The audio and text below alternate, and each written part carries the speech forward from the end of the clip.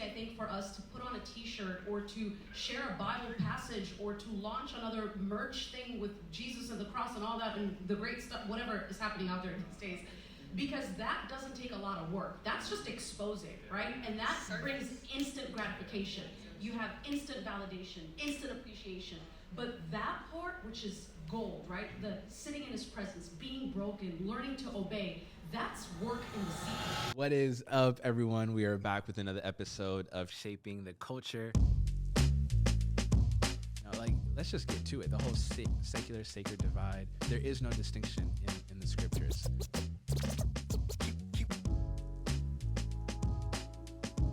Some of us have trust issues with God, and some of us, it's like, does God really got us? You can't engage the culture with the gospel that first has not engaged you. Like, you know how people are like, oh, that's just who I am. Nah. Keep. Drop the mic. Drop the mic. Shaping the code. What is that practical, what does that practically look like in your environments? Like, if we didn't have social media, what does shaping your culture look like? What does that look like in those environments at work, when it's not based around that? Or in your home, if you have family members who are unbelievers? Just generally. And then if you're not even called to start a podcast or be a social media influencer, because we're not all supposed to be that. Thank you. So, what does that look like in my daily life? Like, how do I take that? How do I take up my cross in that way and actually be obedient to that?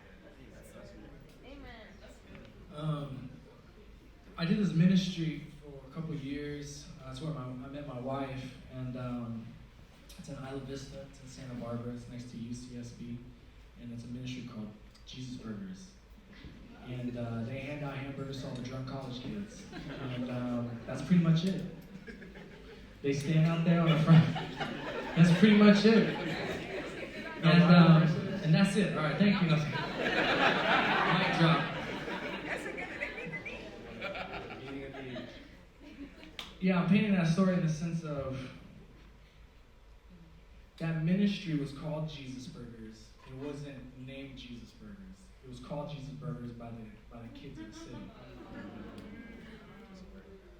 When you cultivate love on the inside, it will overflow. And you don't have to worry about what you do, you just do. And I think that ministry taught me a lot of, because not everybody is called to be a social. I hate it. I'm trust me. I'm signed with the music label, and I was like, yo, I'm in. They're like, you need to blow up on TikTok. I was like, I thought that's what you guys supposed to help me with.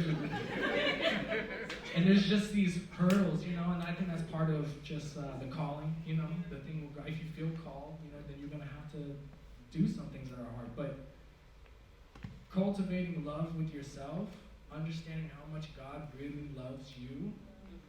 And then loving that, and I kept thinking about this today. Loving yourself. It's such a love yourself, theology, but you really do. You have to love the way that God made you. You have to love the character that you have. And there's some refining, but if you don't fall in love with that relationship, what He says about you is like, dang, I made you to sing, bro. So sing high, okay? And that's and there's just. And you gotta fall in love with it, and I think from that place, it'll overflow in your life, and you won't even have to think about it. People will start calling the things you do Jesus Burgers. They'll start calling it whatever it is. I think, I could just say a lot, but I won't. I think one of the questions I always ask is, this is what I ask God. God, what does it look like to do life with you? Because that is His intention. Whether you're a social media influencer, I wish they throw that away, okay? Or a podcaster, or you're just existing on my job. I work in corporate America. God, what does it look like to do life with you in this space? Because Matthew tells us, go into the world and make disciples. It's not gonna be wearing faith-based clothing and telling people to read their Bible on the internet. It might just be that when the office reacts a way, you reflect what Jesus is. You know what I'm saying? I think we can make it so deep, and it's not. It's my relationship, just like Ryan's saying, it's like I experienced the love of God, and my relationship with him is so like intact and authentic that it overflows into everything I do. So my decisions reflect the God I love, the God that I've experienced. So when I'm dating and I really want to, do this with the dude, I'm like, but I love God more than I want to be with homeboy. You know what I'm saying? So I gotta be like, hey, skirt. I really love God right now, all right? Or, if you live in LA, people cannot drive there, and you want to roll your window down and be like, hey, I know you saw me. And just cut you off, but you're like, but I love God more. It's like my experience with God's love overflows in my everyday life, and I recognize, here's the thing, we think we love God, so now he got to do something for us. When our love is a response to his love. He's already loved me first. He first loved me. So how I live my life, no matter where I am or what I'm called to do, is a response to his love for me. So then it's like, dang, when I really want to do something else, I'm going to do the thing that I'm supposed to do. Because, dang, God loved me that much. You know what I'm saying? And so I think, I know we've made social media like the end all be all, but really, your cousin getting saved, just because you different than the rest of your cousins, that's heaven stops when somebody says yes to Jesus. So whatever you do, that, you know what I'm saying, I want to be a part of that. Because I don't want to get to heaven and Jesus be like, oh, that was cool, you was viral, but shorty, I don't know you. It's a little crazy. Just to add one more thing, and I know the relationship with God is the main priority. And I think though when you do life with Jesus and you do life with God, long enough, you start to see that it ain't really about you. Come on. It's about people. And when you start realizing that, then you're walking with the heart of the Father. You're working with the heart of the Mother. And that's the responsibility, I think, as ambassadors for Christ, is to get to that point. Get healthy so that you can sit with your grandma, or you can help your cousin, or you can help somebody move, or you can, text somebody out of nowhere, just, hey, thinking about you. It's the little things like that to where you're really going to create that culture of kingdom living. There's a quote I love by A.W. Tozer. He says, what makes a man's work sacred is not what he does, but why he does what he does. And so I think about Christianity today. It's so funny because everybody's so fascinated with their calling, but when you read the Bible, when calling gets brought up, it has nothing to do with vocation. It has everything to do with character. So your calling is to love your neighbor as yourself. Your calling is to forgive your enemies, right? The Bible, they don't like that one. They got a little quiet. You know that later on. And so it's not what you do, it's why you do what you do. I think God cares more about who you are than what you do. And I think our call as Christians is to bring we're called to bring flourishing, we're called to flourish the city that we're a part of, flourish the families that we're a part of. And I remember a pastor said this to me one time and it really challenged me. He said, who here would say, man, I really want to grow up to be a sanitation worker? It's too small, isn't it? Take out trash bags, all that, it stinks. No, I'm called to be a social media influencer, right? But let's just look at this for a second. If we didn't have sanitation workers, Come on. your house would stink. Your apartment building would stink. Your city would and so what makes a man's work sacred is not being a social media influencer or taking out trash bags. It's why they do what they do.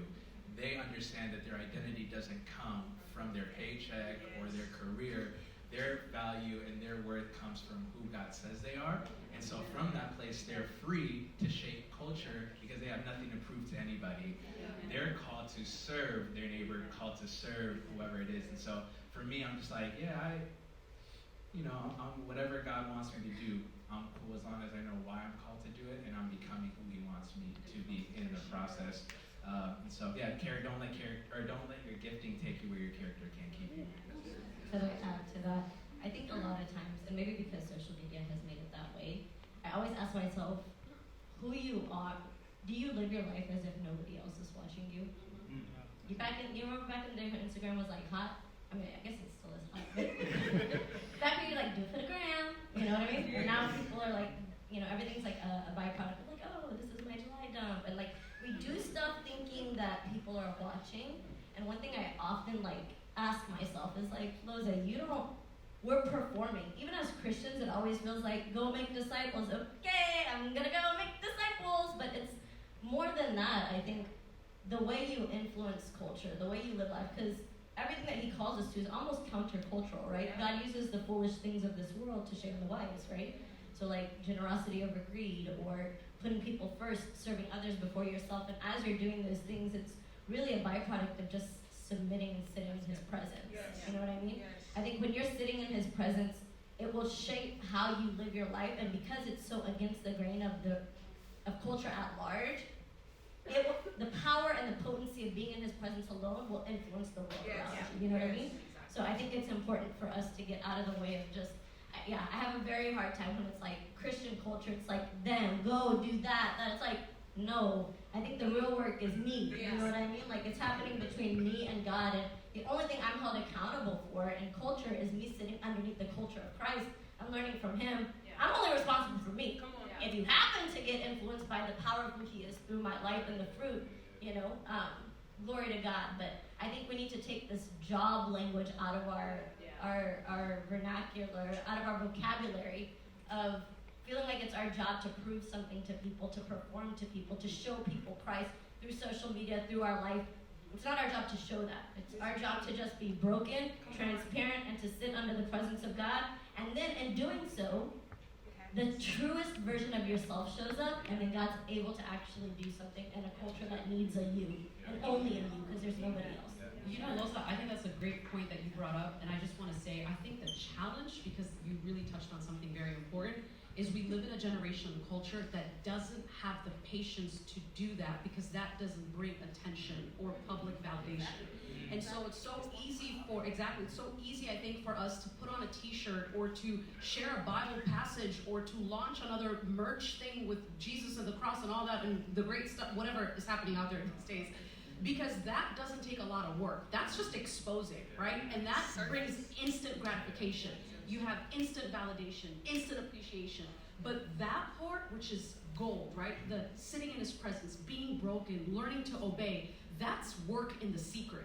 And the work in the secret today is not glorified. It's not Instagrammable. It doesn't gain you followers, it doesn't give you clicks, it doesn't get you revenue, income, none of that stuff. That's work in the secret. And as a generation, as a culture, we've discounted the work that needs to happen in the secret, and we've traded it in for the public validation that we get, for the facade that we put on in trying to shape the culture through the exterior appearance of things. And I think just we really need to, both as a church, as followers, as disciples, we need to start really putting the value back into the secret place. It matters. It doesn't matter if no one on social media doesn't know that you're actually, but if people in your real life know that you are somebody who walks with God, they see that obedience being manifested out of the love that you have for Christ, and that's all developed in the secret place. But I don't think we know how to do that. I don't think we have patience for it, passion for it, desire for it, because that's not what's popular. But we miss out on so much in the process. I think we get 25-minute worship sets, you know what I'm saying? We don't get to practice how to sit in the presence, you know? And I think that's probably a huge part of like what we're training our people, you know? I think too, I get this idea, it's like sometimes I feel like preachers and as believers, we're forced to love God so much. Like people be loving God so much that they hate people. They love God so much that they be hating people. Well, they can't love God. That's what I'm saying. You spend enough time with God, you're gonna realize it's actually people. It has nothing to do. He's not up there being like, yo, worship me. Yo, clap for me. Say my name in these songs. I need to hear it. No, what he's doing, and he's probably smiling that all his kids are in the same room, under one banner in unity. You know. So that's my bone. Is like, I think we've sung so many songs about God that we forgot about each other. We have love songs about how we fall in love. We have worship songs, God, you're mighty, you're this, you're that. We have songs like, man, this homie did me wrong, that a ratchet, da-da-da-da-da. But we don't have songs about, you know, let me lay down my life for my brother and my sister. Be a helper, be a giver. You You know what I'm saying? Just made it up right now.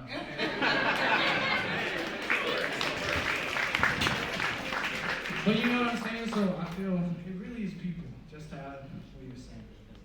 You know, I was just, dang, bro, you hit it with that secret place. Because I think what we're seeing right now is the fruit of that. Like a lack of, because in our secret places where we say, God, show me me. And deal with the things in my heart that offend you before they offend people. And because we don't have a secret place and we are putting up a facade, the thing about influence is the higher you go, the brighter that light shines on your mess. And now we are hindering people's ability to see Jesus because we're supposed to reflect him, but child, we ain't been with him. So, yeah, it's a mess.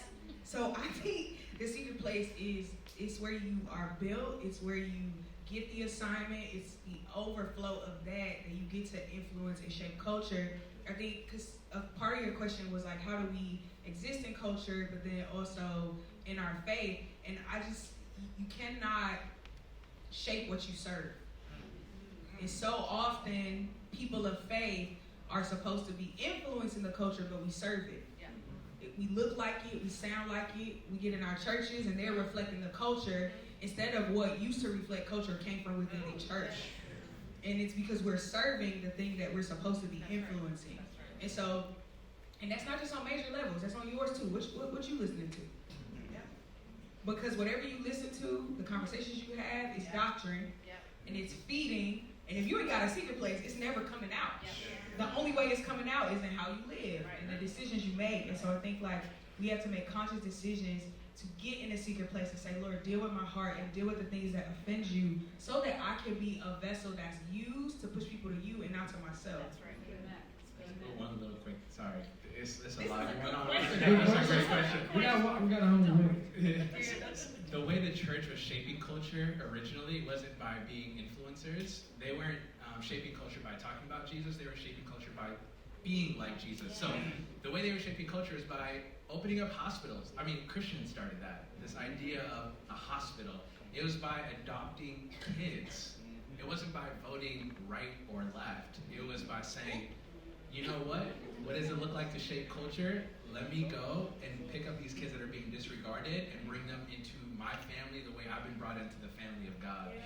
And I think like today we get rewarded because we talk a lot about Jesus, but that's not how you shape culture. The way you shape culture is by being like Jesus. Most of the people who talk about Jesus, they don't know him. They're not ready for that.